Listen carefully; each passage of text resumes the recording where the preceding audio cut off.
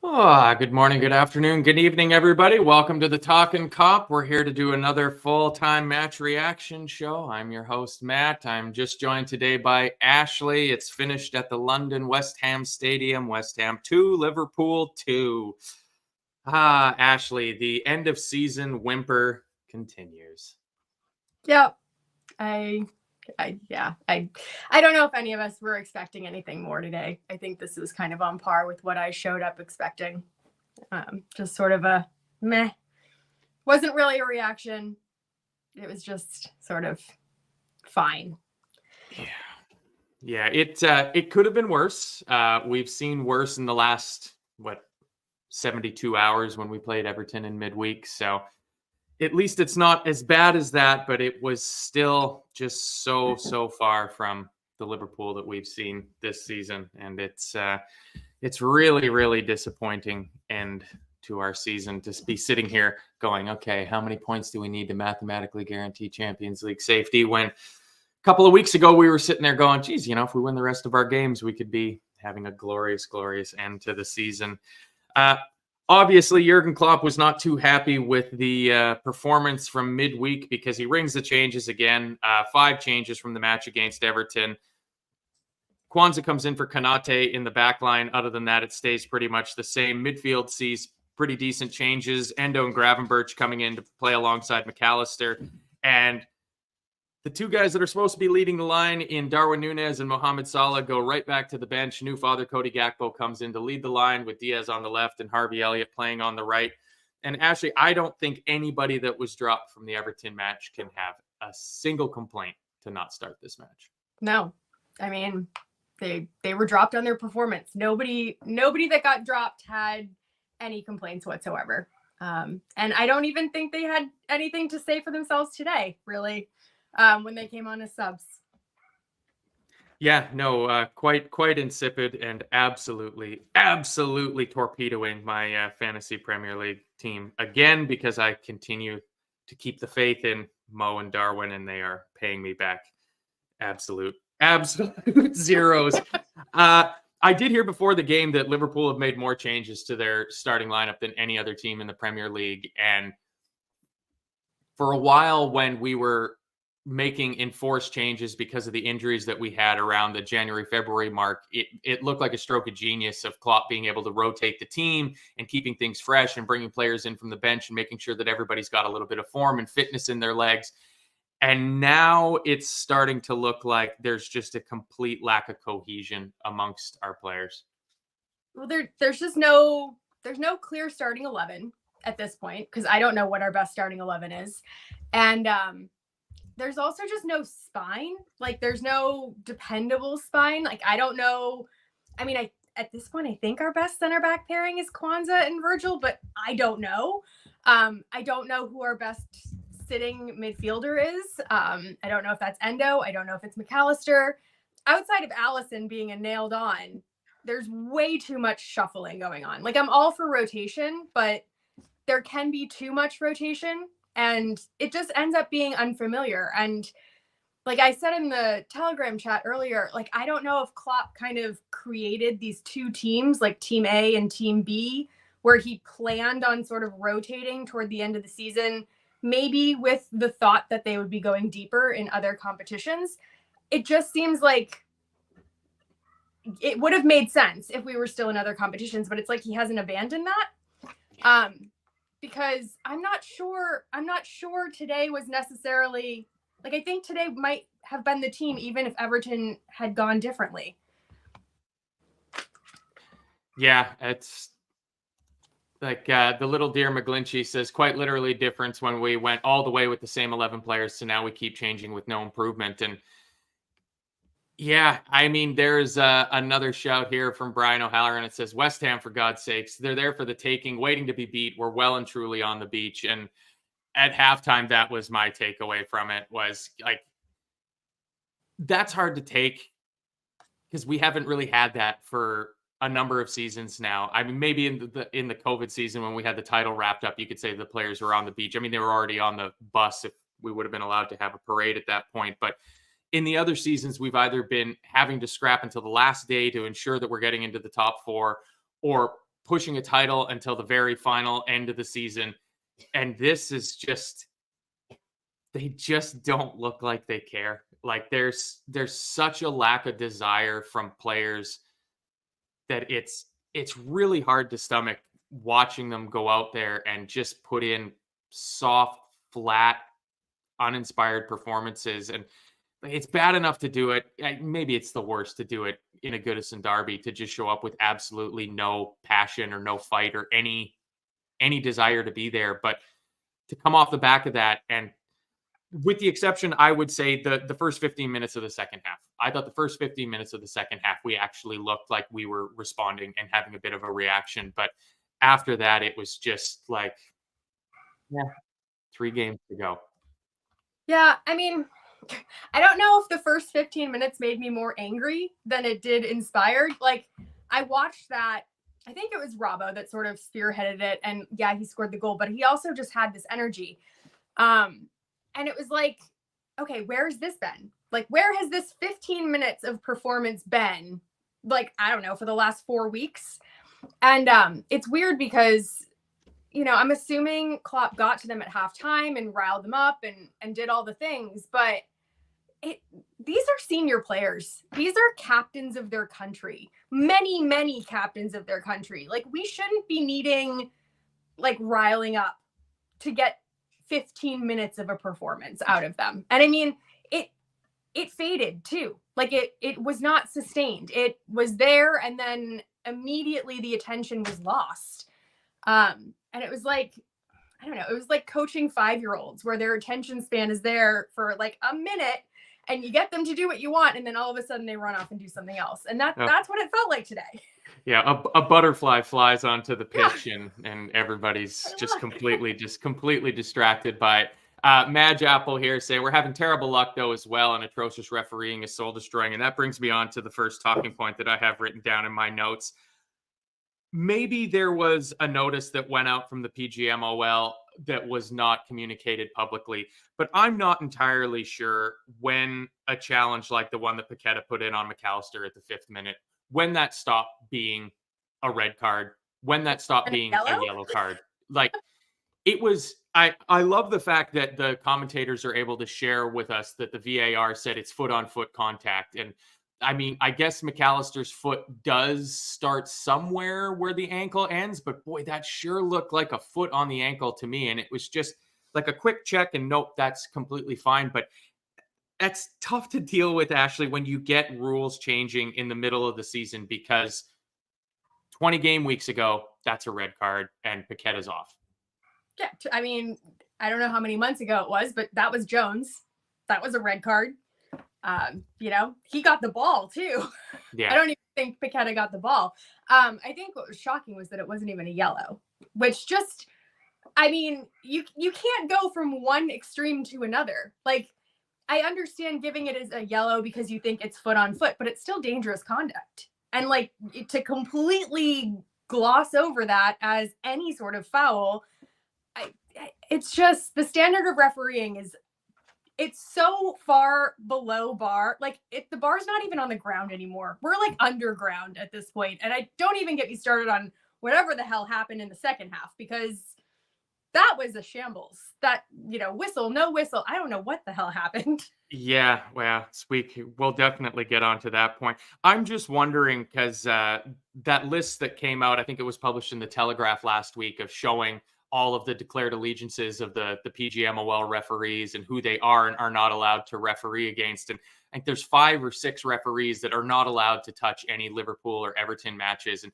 I'm just wondering, like, are they good? Because we never get to see them. We never get to have Darren England referee one of our games, or Jared Gillett, or there's some names on there that was like, I don't even know if I've ever even heard of this guy before, because they're not allowed to referee Liverpool matches. But we get a consistent run of Tierney and Anthony Taylor. But I mean, do not let nobody be under the impression that we're making excuses for Liverpool, because I'm sure we could have absolutely balls that up even if we were playing against 10 men.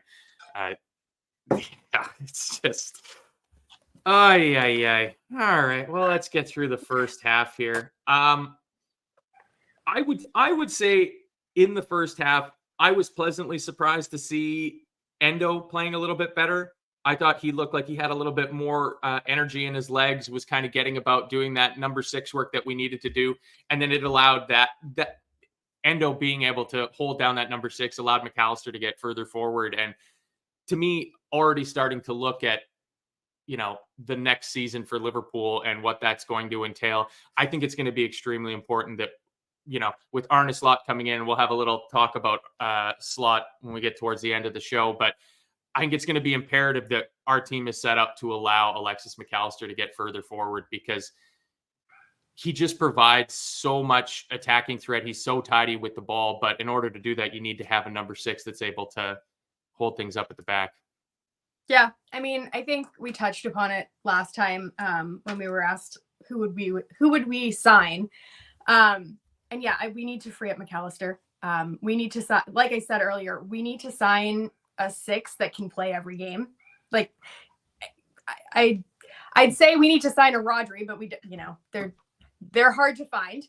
But we need to find someone that can show up and be part of that spine every single game and can just nail that down. I want to see that almost diamond shape in the back just be solid between our 2 center backs, our defensive midfielder, and our goalie. And Endo's great. He's filled in a spot, but I think that we've seen that he's not a starter. He can rotate, he can fill in, but as good as the glimpses have been, I don't think he's our destroyer or our lighthouse or our guy. So I do think that's probably one of the first things that we need to do in the summer, along with a center back. Yeah, there's certainly no shortage of talking points for where we're going to go come the summer.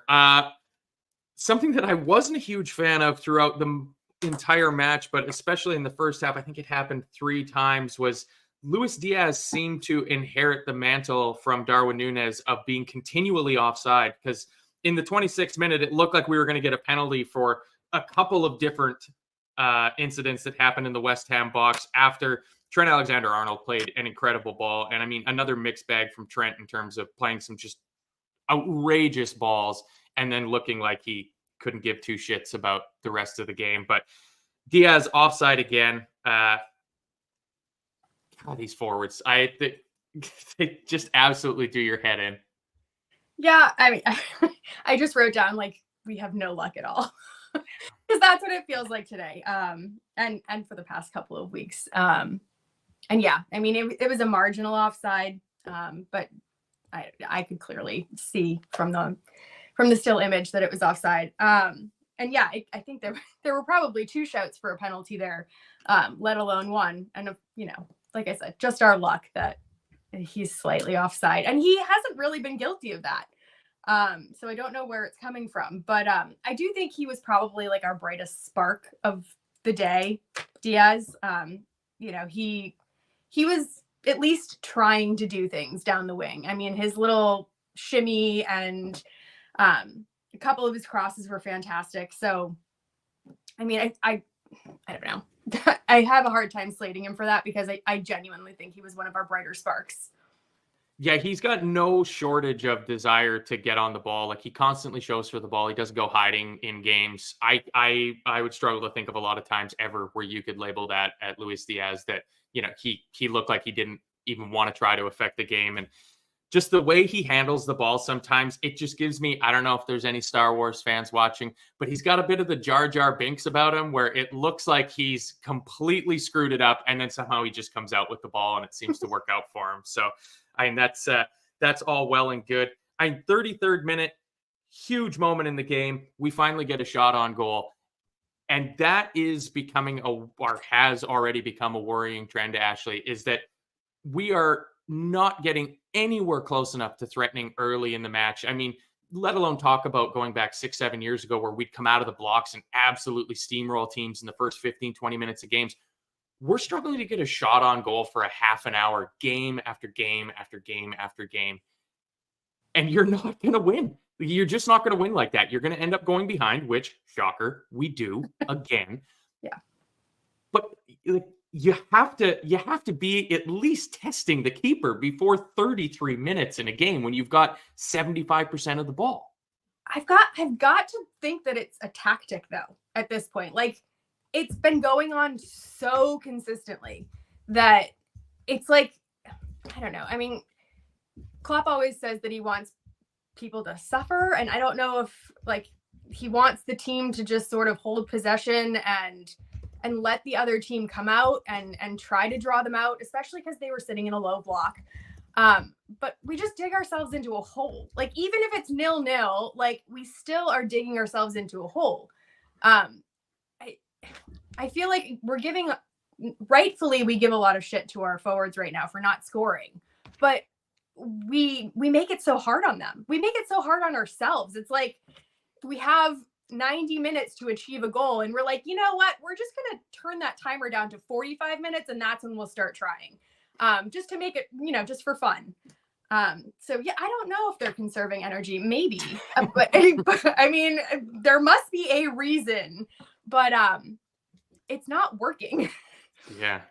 No, it's certainly not working. I mean, yeah, Madge was wondering if they're conserving energy. I mean, there is a big Euros coming up in the summer, so maybe a few players have their eyes on that. I don't know what excuse that gives to some of the players that will not be participating in that tournament, but that's just what it is. I mean, the 40th minute, we get to continue to pad our stats, which I like it. When you're the top of something, you want to continue to be at the top. So Luis Diaz, Endo does great. The ball comes into the back. For a little guy, he does win a considerably decent amount of aerial duels, heads the ball down, gets it to Gravenberch, who I thought showed a lot of really good glimpses today. I'm happy that he got the start, and I felt that he at least showed in the match some of what hopefully he'll bring to Liverpool in the coming seasons.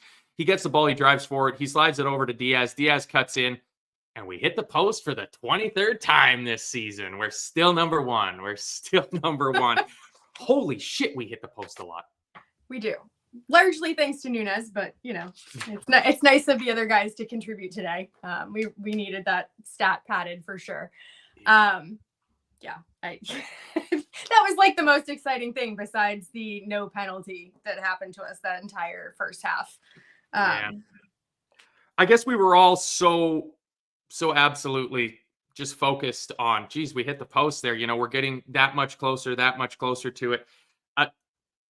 I believe the ball goes out for a goal kick and we start building out from the back, and Virgil plays the ball to Kwanzaa, and I have it written down as a suicidal giveaway. It was a pass in through the middle that we've seen done hundreds of times this season. We like that where either McAllister or Endo just kind of breaks off their man in the midfield. There's a little channel there. Center back plays the ball into their feet. But we've also seen a fair number of times this season where that ball goes in when it should not be going in.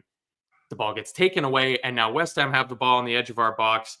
Virgil does decent to get out, challenge a shot against Jared Bowen, forces a corner from it. I'm not sure, because Virgil is screaming at Trent Alexander-Arnold there. And at halftime, I went back and rewinded and watched the build-up to the goal of the giveaway, because I thought, I must have got it wrong. Like maybe it was Trent that played that pass and not Kwanzaa.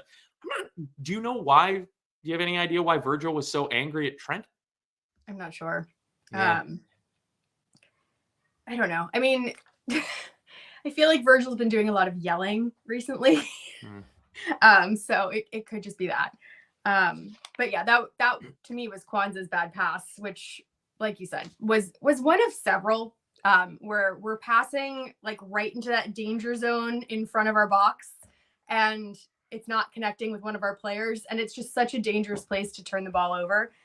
And yeah, I mean, I don't know. It was one of those things where we were just sleeping again. Like, I don't know how many times when a goal goes in, we say the same thing, that they're sleeping and they're not covering their runners, but it was the same thing again. Yeah, it's this goal. I don't know what makes me more angry, this one or the Calvert-Lewin one from Wednesday, because I'm trying to write my notes down and try to make sense of what happened to give that corner away. And basically by the time I look up, the ball's bouncing into the back of the net. And again, going back and watching the replay of it, I think I had Jared Bowen free on the penalty spot in between 5 of our players. And I have no idea how that is allowed to happen. How can you be in the middle of the box from a corner, completely unmarked amongst all of our defenders, our tallest players in there. Jared Bowen isn't a giant of a man. This isn't Suchek or Agbana or somebody like that, towering high. Awful, awful, awful. Like our defending from set pieces for the last, well, at least the last two games, especially the last two games, was horrible. I think you said after the Everton match that it was like the 60th minute until we actually won the first ball on the first header on a set piece or a cross into the box. And we did the same thing again today. We might have had one earlier that I missed, but I mean, 5 players around him, just like completely unmarked. It's awful. It's criminal. I mean, I think it was Gakpo that was covering him. I'm not 100% sure. That's what my commentator said. But my issue is that it was such a clear weakness 3 days ago. And you would think as a coaching team that you'd sit down and address this very, very obvious problem. And it was like rudimentary. It wasn't even about the marking. It was about staying connected and staying present on the corner and just being awake to the possibility that they might take a quick corner.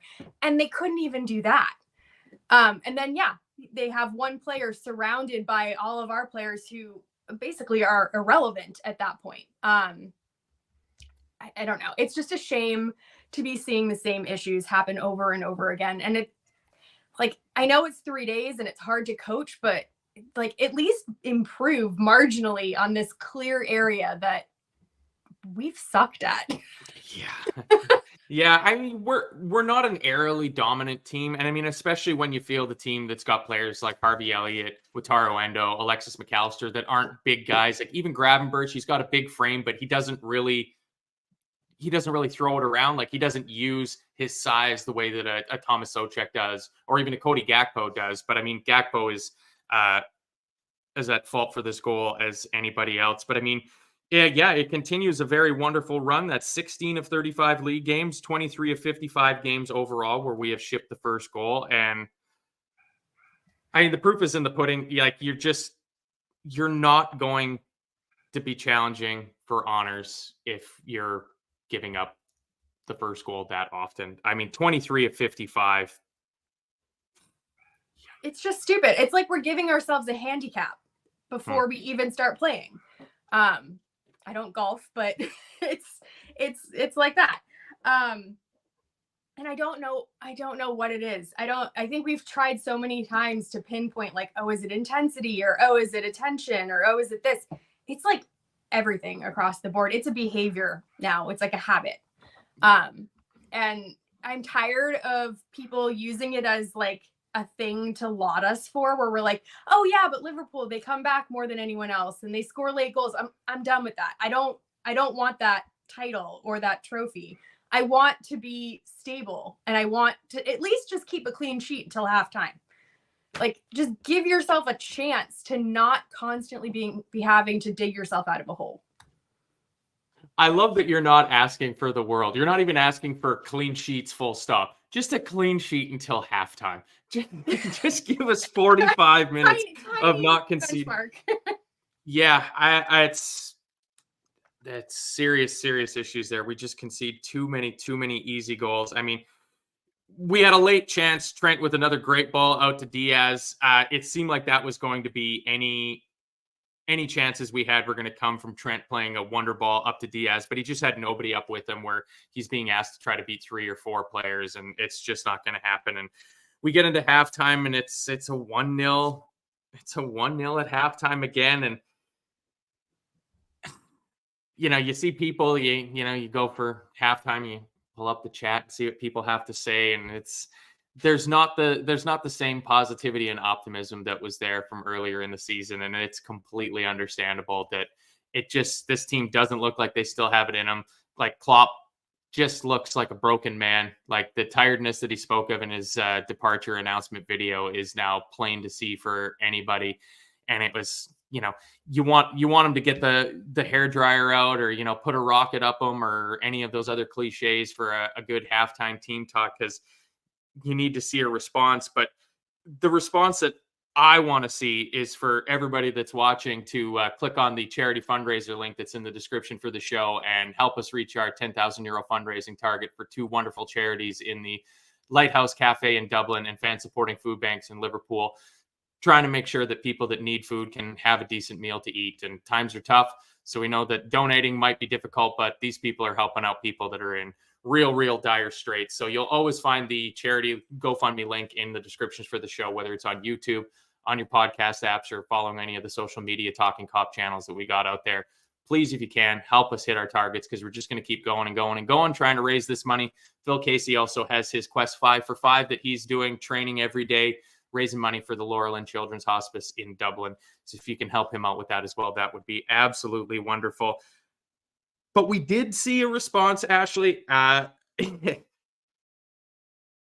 was nice. It was just nice to see us come out and actually look like we wanted to play football, because at halftime you're seeing people being like, I can't even imagine who's going to score a goal for us. And I jokingly said Joe Gomez. He's obviously the least likely to score a goal, but the second least likely to score a goal was probably Andy Robertson, and he scored.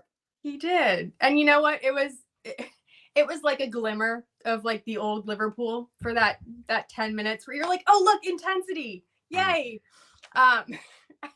It was such a tease.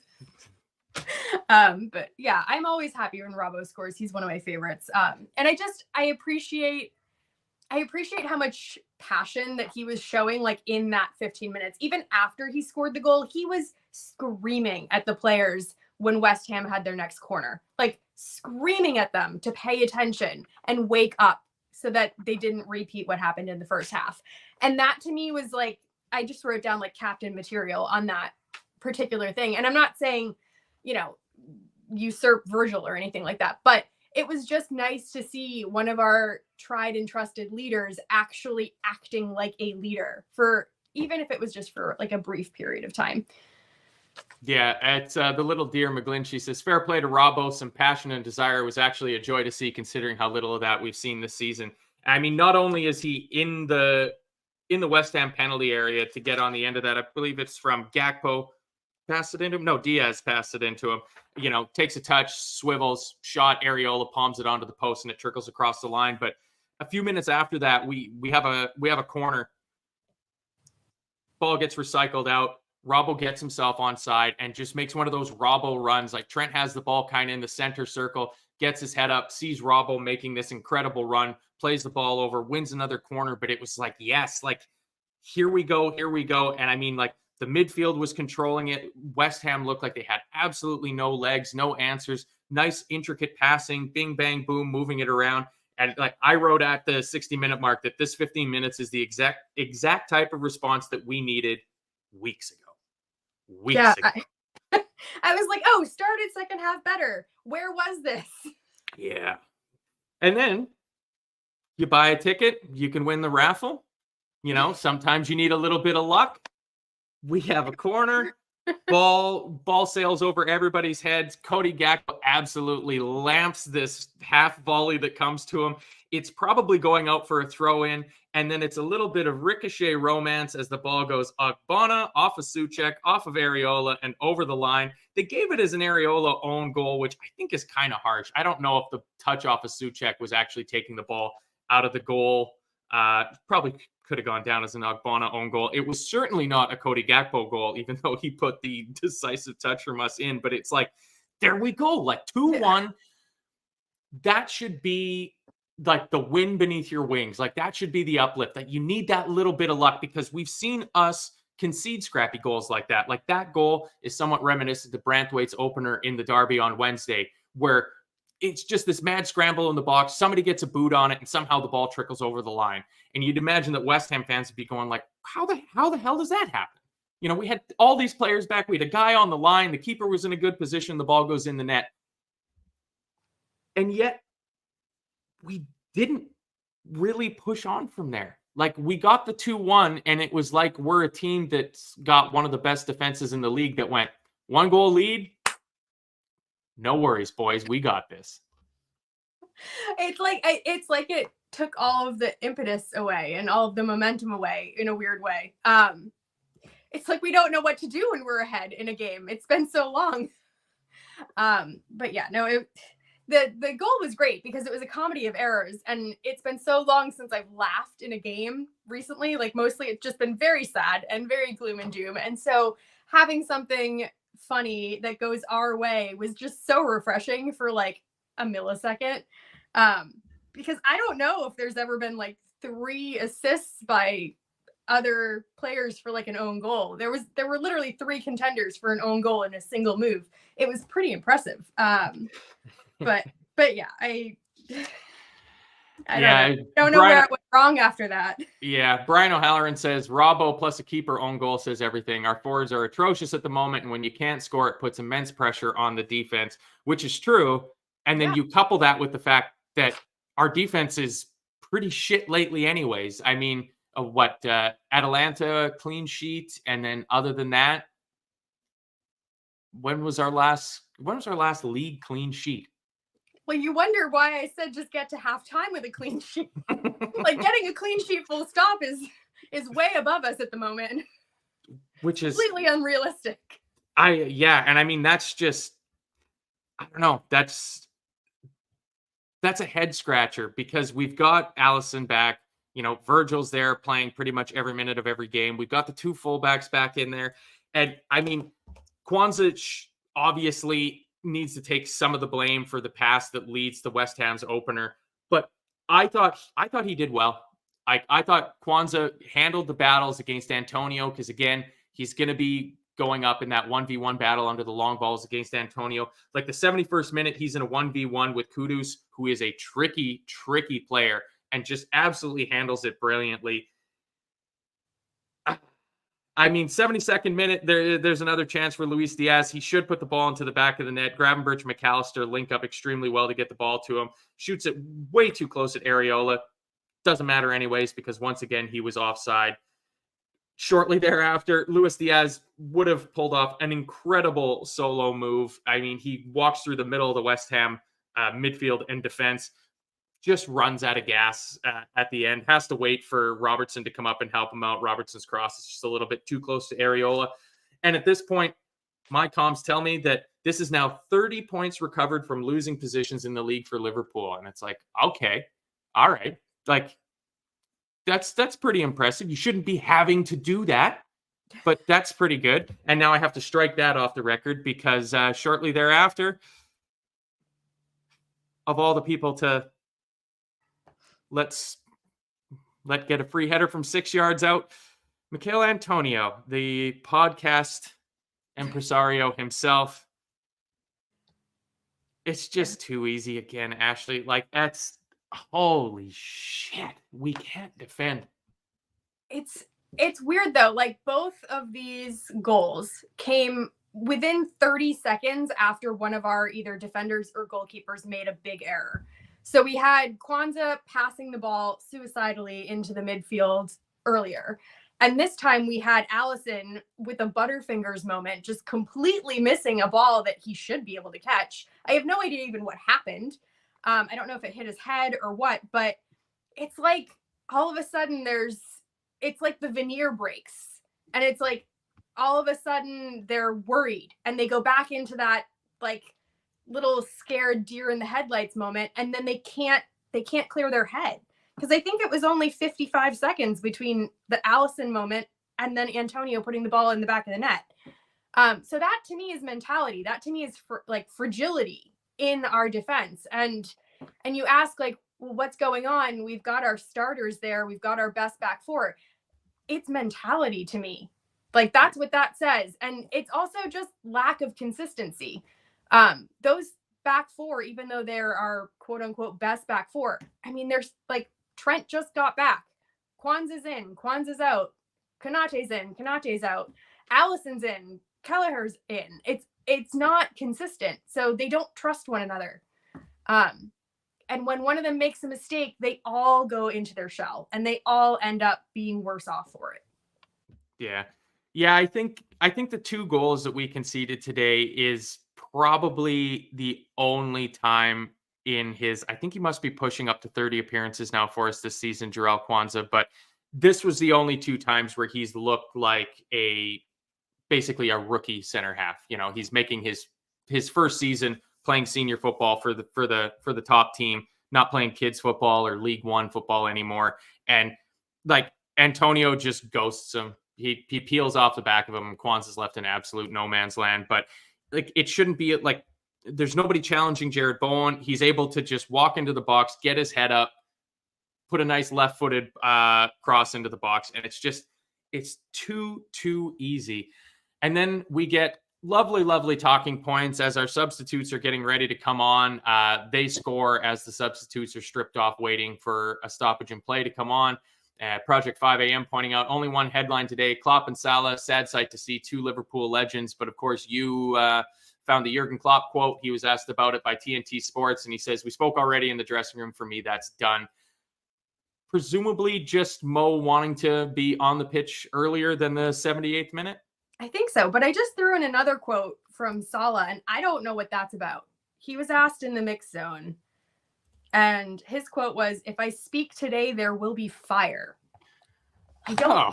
Yeah, so I don't know if maybe there was more to it. I don't know if that was. Oh, okay. Shit.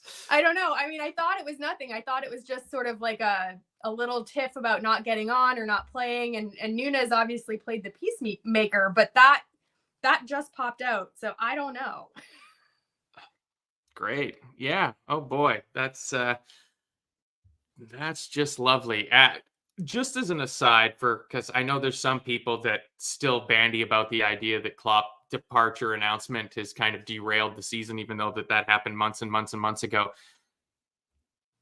There's a distinct possibility that the Wolves game to end the season is the last time we see Mo Salah in a Liverpool shirt.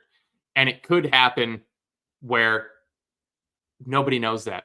And he's not given the goodbye that he absolutely deserves because of the legendary status that he's achieved with this club. So, you might be of the opinion that Klopp announcing his departure has, distracted us and taking away, our attention for what we needed to do. But at least knowing that he's going allows us to pay homage to the man, because now there's really nothing left to play for. I mean, we've got, I think, 3 points will absolutely mathematically guarantee us Champions League football for next year, because we've got a far superior goal difference to Spurs. Spurs would need to win out. Spurs play us, Arsenal, and City, so it's pretty hard to see Spurs taking 18 out of a possible 18 points.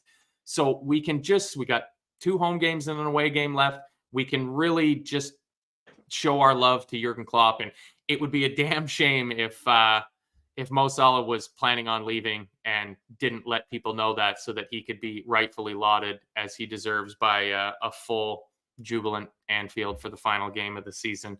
But Madge Apple here with the comment says, Salah just fanning the flames. He loves a cryptic comment. He should do his talking on the pitch. Yeah, it's Remy Abbas has taught him well. I just think it's really rich of him for he's not coming from the high ground here. Like, yeah. That was the worst performance in that Everton game that I can remember from Salah recently. I have never seen him so off form, so dejected, so just poor all around. So it would be very different if he was coming at this from a place where he was carrying the team, which is what you'd expect from him right now. He's not showing up at all. He hasn't shown up since he got back. I mean, injury understood, like he needed time to recover. I don't know if he trusts his body after that hamstring injury because he's never had one, but like, I don't know. It's very different for him to be complaining from this position. I don't think he has the right to do it. And I also feel like, I don't know, it feels a little bit like attention grabbing to me, where it's like, oh, shine the spotlight over here a little bit. I'm not getting the light that I'm usually used to. Yeah, it's Project 5 a.m. says everyone knew this would be Salah's last season. I don't think that's in any way correct whatsoever. I mean, before he went to the AFCON and he was, a goal or 2 off of top scorer in the season, and he looked like the Mo Salah that we've had for the last 5-6 years. I don't think there was a lot of people being like, it's definitely his last season. But I mean, hey, opinions are as opinions are. we got to talk about it. I would love anybody in the chat if you can come up with any sort of explanation. It's the 87th minute. Sering Wangyal says, by the way, what was Anthony Taylor call on Gakpo? The ball was clearly in play, and him calling the medics and telling Areola to go down is mad. Suspect. I didn't exactly get what was happening there when it first started because I presumed that it was a foul had been called. And then I didn't see him call a foul. No, he didn't. That's why you didn't see it. They showed a replay very clearly. He was playing advantage. I think he had his arm toward going down the pitch. I did not hear or see him ever blow the whistle. He didn't. Okay. Yeah. He did not. Yeah. So the ball was in play. Yeah. So when Areola put the ball down, the ball's in play. Cody Gakpo is well within his rights to go after it. He's clever actually to be turned on. And it's the one thing we've been asking of our players is for them to be turned on. And then, yeah, I am of the opinion, and I could be completely wrong. I think that the ref made a mistake and he went over and he told Areola, go down. This'll work. This'll cover up the mistake. Just sit down for a second and we'll gloss this whole thing over. Because that didn't make any sense to me whatsoever. Yeah, it's Scouts Repeat saying it's a simple explanation that Anthony Taylor is a cheating Manx bollocks. Dan J, explanation, Taylor is a bald Manx shithouse. So we're going to have to take it easy on going after the bald guys quite so much. If Arne Slot is going to come in and take over as Liverpool manager. But yeah, I mean, it was just absolute madness. It showed good I guess being switched onedness. That's definitely not a word, but I can't quite find the right one from Gakpo to be alive to that. But in a season of just mind-boggling refereeing, I imagine when we do some end of the season review shows, we're going to have to go through and kind of pick the best ones out. But I mean, Luis Diaz, obviously against Spurs, will take the title for the absolute worst refereeing gaffe of the year. But this one is up there with the Bayern Arsenal first leg not giving the penalty away for Gabriel picking the ball up. It's just how was it just a kid's mistake? I guess that Anthony Taylor might have said that. That's a kid's mistake. You can't give that away in a game of this magnitude. What's going on over in the Telegram chat is James Pierce reporting the same comment that you put up from Salah in the mix zone of if he says anything, it will be fire. We're way ahead of that over here. Yeah. I mean, shortly after the Gakpo incident, Harvey Elliott has a long shot that kisses the crossbar. So that makes it, I believe, 24 times we've hit the woodwork this year. So woohoo, there we go.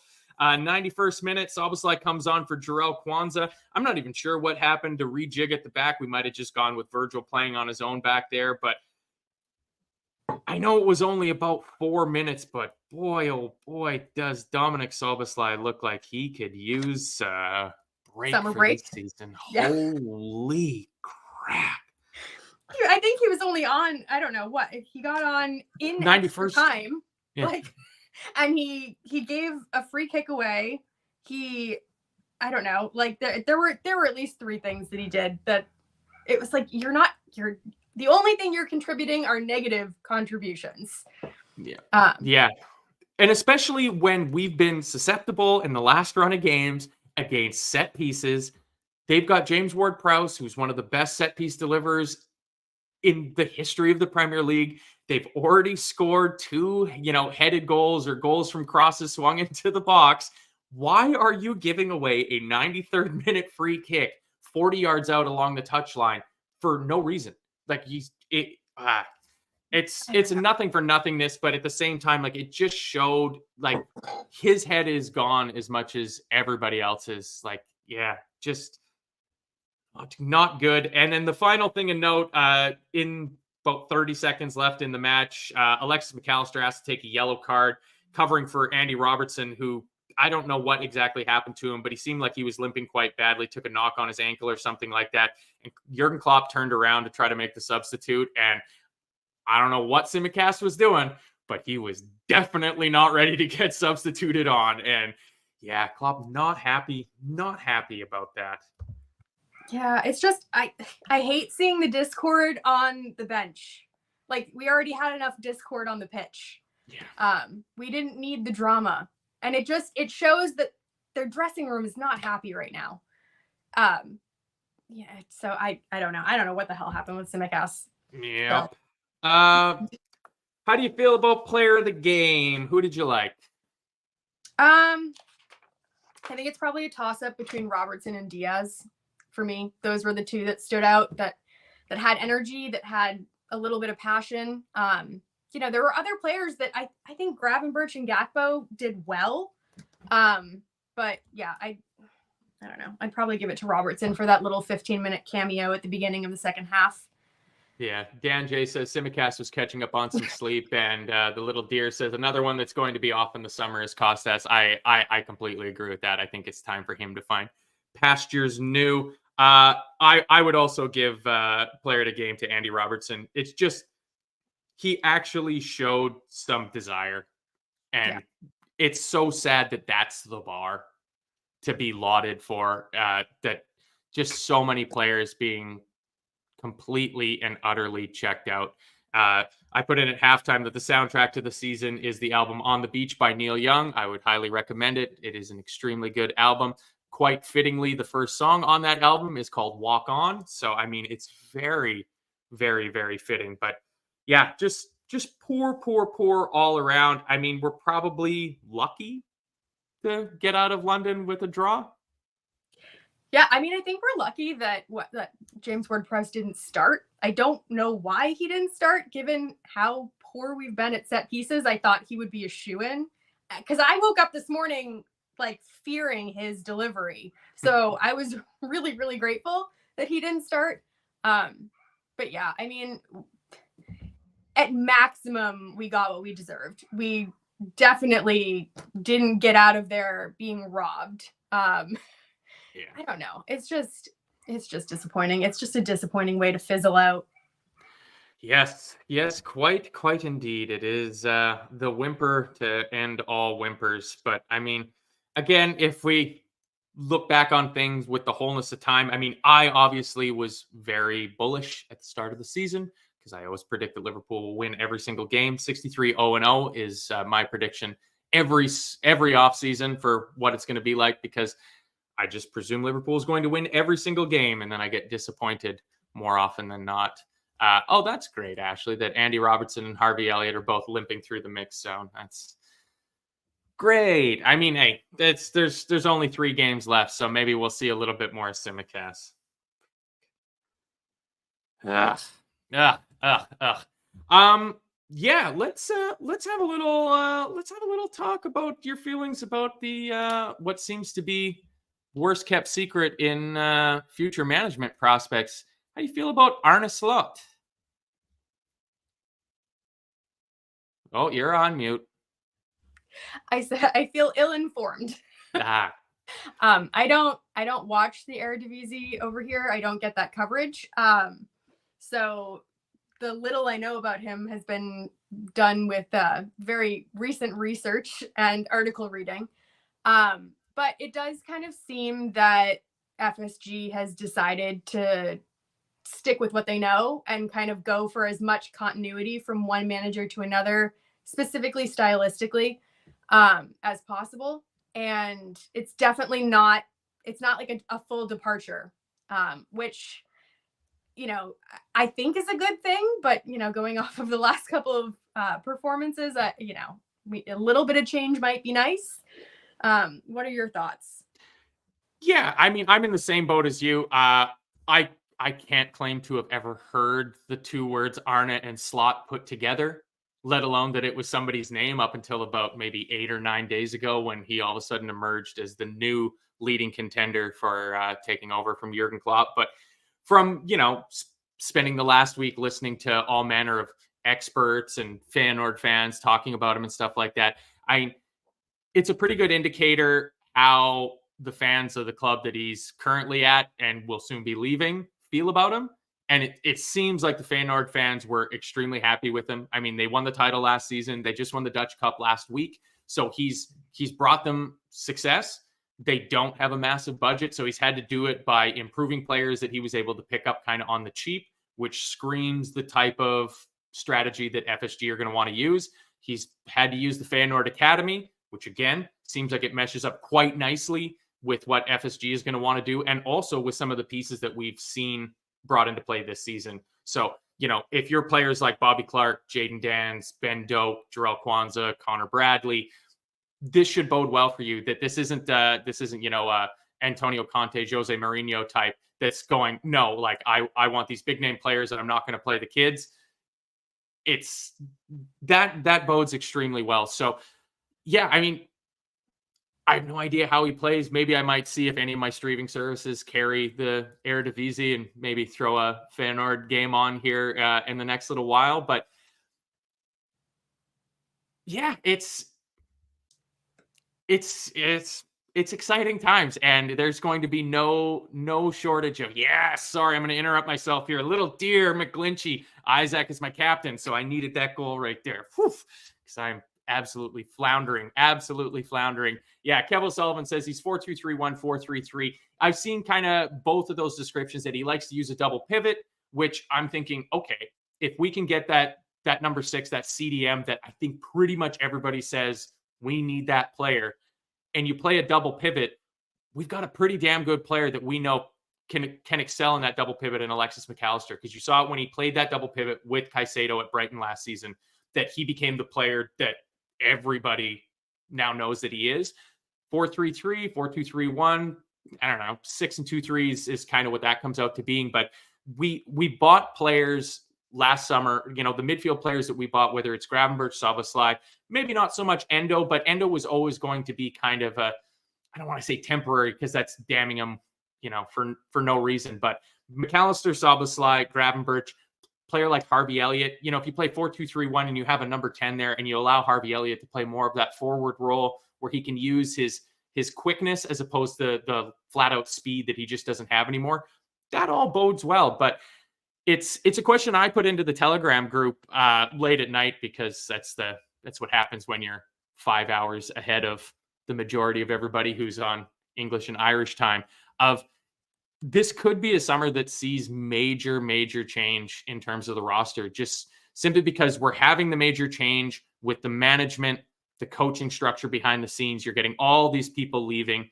I can't even remember. What's the name of the German guy that was our sporting director? Schmadke. Yeah, that's his name. Like, Schmadke out the door. So, all the coaches that are going out. So we're replacing all that already.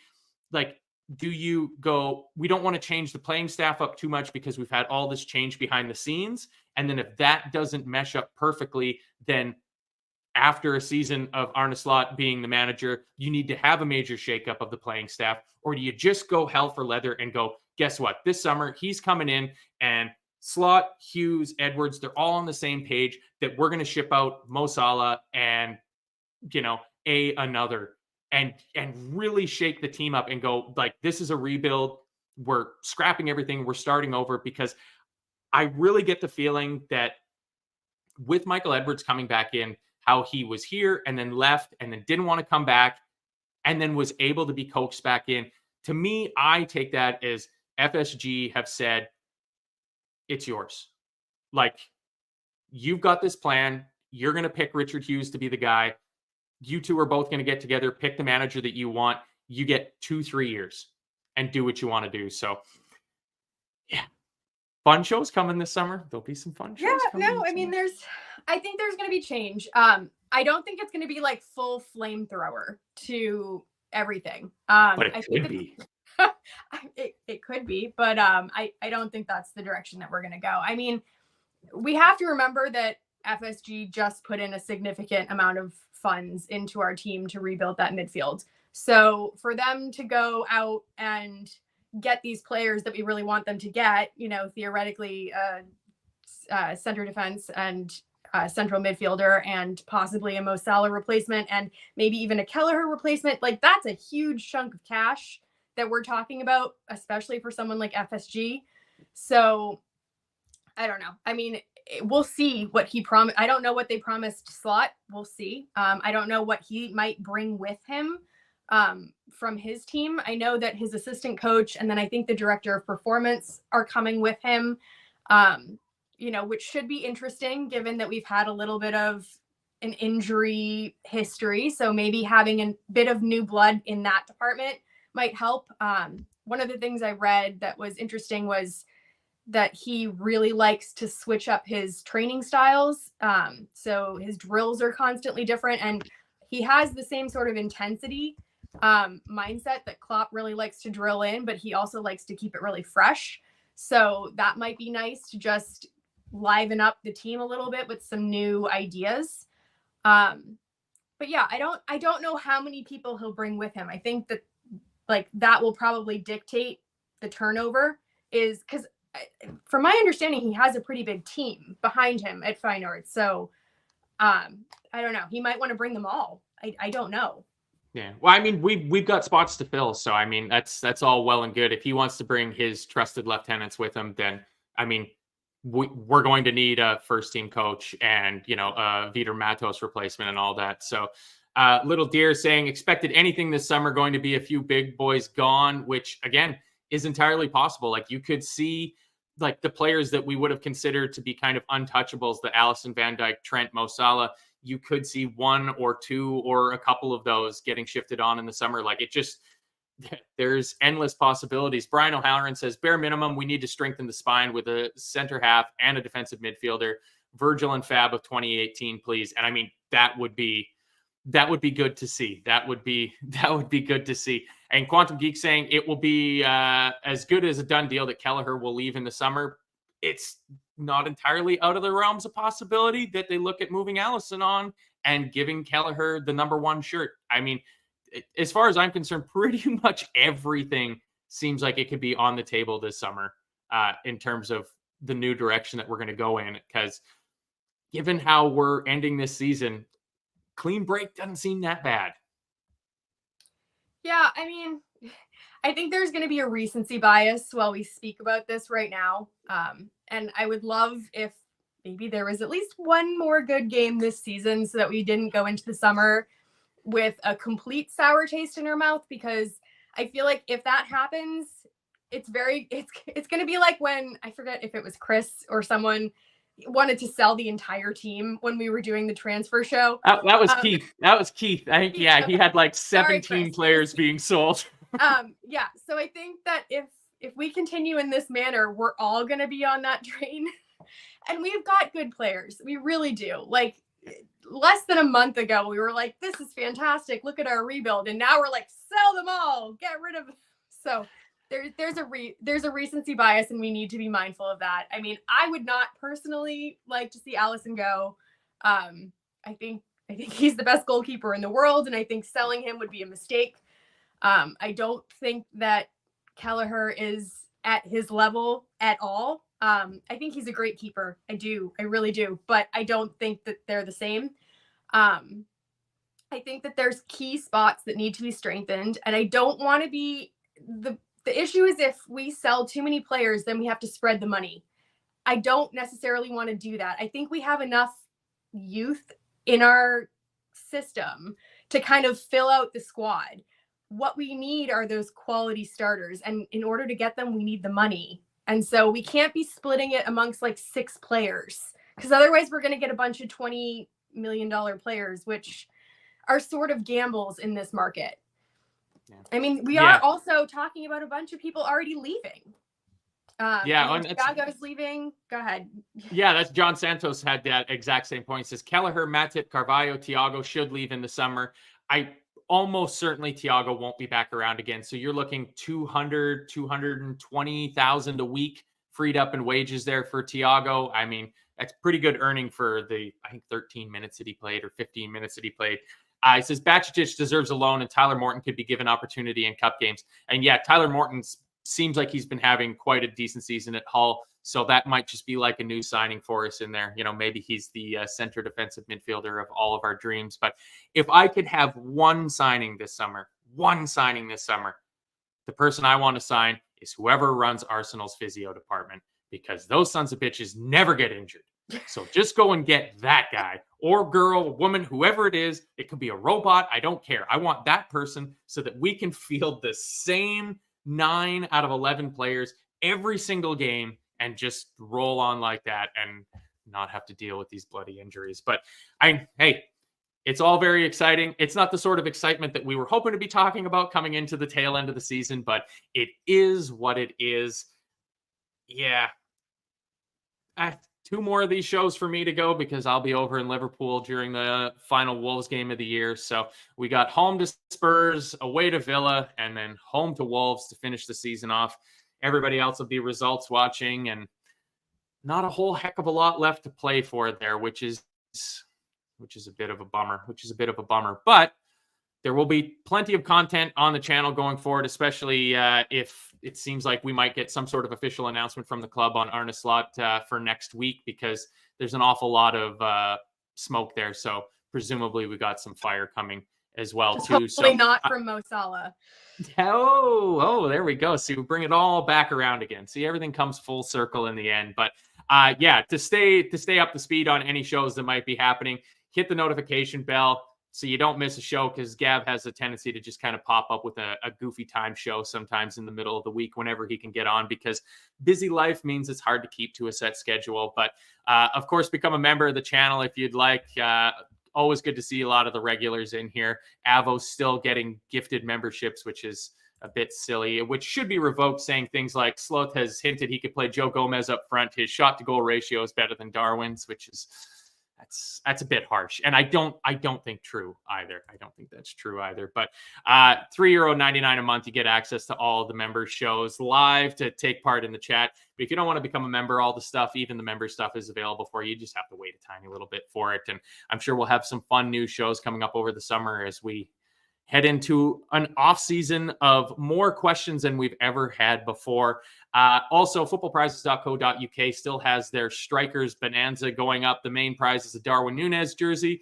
I mean, it could possibly be the last signed Darwin Núñez jersey, because he could be one of those players that might get shipped off in the summer. But also signed jerseys from Torres, Heskey, Cody Gakpo, Diogo Jota as well. That contest is open until tomorrow evening. Tickets are £3.95 a piece. There's only about 200 or 300 of them that are available. Ton of instant win prizes on there. So check out footballprizes.co.uk for that. Most importantly, check out our charity fundraiser link that you'll find below. Help us hit our targets, please, because that is the main thing that we like to do here on this channel. And then Gavin, whichever of the fellas he can rouse up, will be back here with everybody tomorrow evening to look back on what has been not a very good week for Liverpool on the pitch, but of course, some exciting news happening off the pitch. But Ashley, that's the end of another drab post-match show for us, isn't it? Yeah, I would really, really love a slight turnaround in form just for the end of the season. Yeah, I just want I feel like one game. I feel like I got here right as everything started falling apart, and I love just maybe one more win. I think we had that. We had that. Too much. We had that Sparta Prague match, right? I think that was your first show, wasn't it? We had like 6 goals to talk about. False dawn. Yeah, it was all downhill from there. But what a debut, though. But yeah, well, thanks everybody for joining us. Thanks again, Ashley. Hopefully Bracky's having a good time. I believe he's going to the women's match today. So up to Liverpool women's team. And of course, Kev O'Sullivan is on his way back from beautiful sunny Spain. Again, perfectly timed week vacation you took there, Mr. O'Sullivan. Well done. Thank you, everybody, for joining us here in the chat. Hit the like button on the way out. Leave a comment. But again, help us hit our charity fundraising target. Share it amongst your friends and family if you can. But we were rather charitable again at the back. We went to London and limped out with a 2-2 draw. So Liverpool sit on 75 points with 3 games to go. Let's all go watch the rest of the 3 o'clock kickoffs. Thanks for joining us. This has been the Talkin Kop. Thanks, Ashley. I'm Matt. See you after the next match. Whoops, wrong one.